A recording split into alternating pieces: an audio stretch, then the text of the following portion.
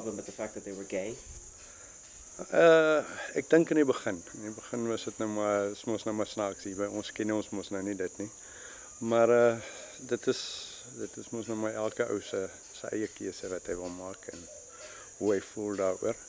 Het is nog maar steeds 'n snaaksigheid op Roswell, maar soos ek gesê het, die tipe mense wat hulle is, en ek bedoel hulle, dis mos nou nie dat hulle afdruk op ander mense nie, so dit is baie lekker nie, is goed.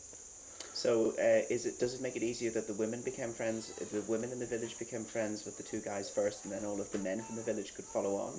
Ja, ek dink dit is maar 'n groot rede. Die vroumense het nou eers saam met hulle begin kuier. En ek dink hoekom ons ook baie kontak met hulle het, is omdat Amaret se suster daar is. So ons kuier redelik baie saam met hulle. So dit is maar 'n geval van die vroumense het eerste vriende gemaak en dan is dit mos nou maklik. Want as ons nou daar moet gaan kuier alleen en die vroumense, dan is die vroumense nie sal hulle dalk nie so gelukkig wees nie. So ja. Dankjewel. Okay. That was it. That's all I needed.